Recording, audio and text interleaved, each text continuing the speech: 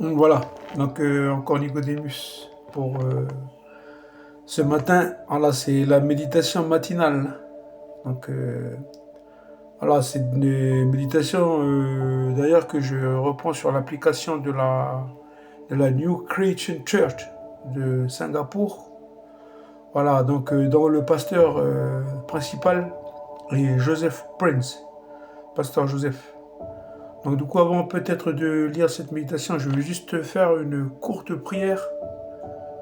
Mais voilà, c'est vrai que c'est important parce qu'on est aussi. Je partage déjà à la famille du Seigneur. Voilà, nous qui sommes frères et sœurs dans le Seigneur Jésus-Christ. Seigneur Dieu notre Père, on voudrais te remercier, Père Céleste, de, voilà, de m'amener ce matin même devant cette caméra. Mais Seigneur, merci encore pour ta présence et merci encore parce qu'on peut aussi partager ta parole à travers les réseaux sociaux, Seigneur. Et oui, Seigneur, simplement le sang de Jésus-Christ pour, euh, pour cette méditation, soit versé. Et bénis encore mes abonnés, mes amis. Et je te remets encore, Seigneur, des membres de nos familles qui sont dans la souffrance, qui sont en maladie. Toi seul, Seigneur, tu puisses les visiter et les toucher par ta main puissante, Seigneur, et donner la guérison. La guérison, c'est aussi shalom, Seigneur. C'est non seulement se saluer, bonjour, shalom, mais c'est aussi, shalom, c'est la santé. Seigneur, c'est la santé. Bénis encore, Seigneur, cette méditation. Bénis notre journée. C'est dans le bon nom de ton Fils Jésus-Christ que je t'adresse cette humble prière. Amen. Donc voilà. Comment profiter pleinement de chaque instant? L'avez-vous remarqué? Vous pouvez passer des heures avec votre conjoint ou vos enfants sans avoir l'impression d'avoir vraiment créé de liens. Et puis, il y a cet instant précis, une conversation en voiture, un rire partagé pendant le dîner, une prière avant de dormir, et soudain, quelque chose change. C'est plus riche, plus profond, à tel point qu'on a envie d'appuyer sur pause pour prolonger ce moment. C'est la même chose au travail. On peut passer des heures bloqués à se débattre avec un problème. Et puis, en un instant, une illumination surgit et tout bascule. Tous les moments ne se valent pas. On peut avoir beaucoup de temps et d'activités et pourtant passer à côté de la qualité. Cela arrive à tout le monde. Mais voici la magnifique vérité. Un instant devient véritablement significatif, voire éternel, lorsque notre Seigneur Jésus y entre.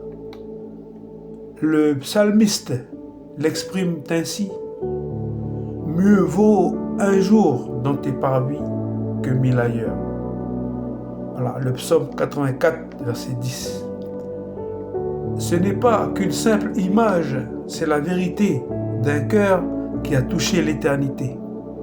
Un seul moment passé avec Jésus, rien que vous deux, apporte plus de paix, plus de clarté, plus de joie que 1000 de nos meilleurs moments passés ailleurs. Amen. Bien sûr, bien sûr, nous chérissons tous les moments privilégiés avec nos proches. Une matinée paisible avec son conjoint, sa conjointe, une journée avec ses enfants, un moment de détente entre amis. Ces moments sont précieux, mais il existe un temps encore plus précieux. Et ce temps, c'est un temps avec le Seigneur. Je ne sais pas à quoi ressemble votre journée. Peut-être elle est bien remplie du matin au soir, ou peut-être vous semble-t-elle longue et un peu décousue. Mais où que vous soyez, je veux vous encourager. Offrez vos moments à Jésus, invitez-le dans votre vie. Au cours de ces derniers jours passés à rechercher le Seigneur à travers l'expérience du jour et de la nuit, je crois que vous en avez fait l'expérience par vous-même.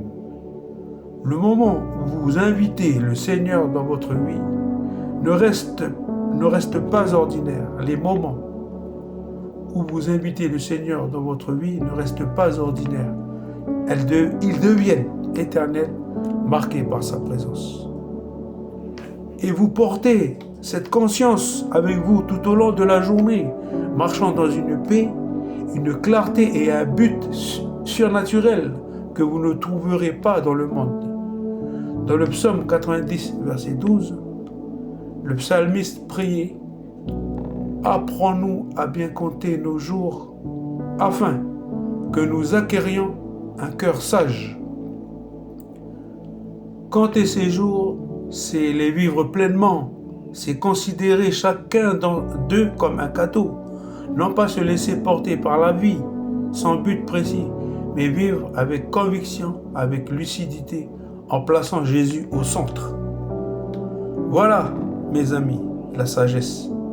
Mais comment faire? Compter nos jours. Je suis si heureux que la Bible ne nous laisse pas nous débrouiller seuls. 2 versets plus loin, au verset 14, le psalmiste nous donne la réponse. « Ô rassasie-nous dès le matin de ta miséricorde, afin que nous soyons dans la joie et l'allégresse tous les jours de notre vie. » Chaque jour, Dieu a une part de sa miséricorde qu'il veut nous offrir. Il veut que vous vous approchiez de lui, que vous l'invitiez à être présent dans vos premiers instants, que vous vous nourrissiez de sa grâce et de sa bonté. Et quand vous ferez cela, cette satisfaction se répandra dans chaque conversation, chaque décision, chaque instant, jusqu'au moment où vous vous endormirez. N'est-ce pas ce à quoi nous aspirons vraiment? Pas seulement la satisfaction au travail, mais la satisfaction de vivre pleinement une vie emplie de sa présence, une vie pleine, abondante. Voilà le secret. Chers amis, pour que chaque jour et chaque instant compte. Voilà. Que le Seigneur vous bénisse pour cette méditation.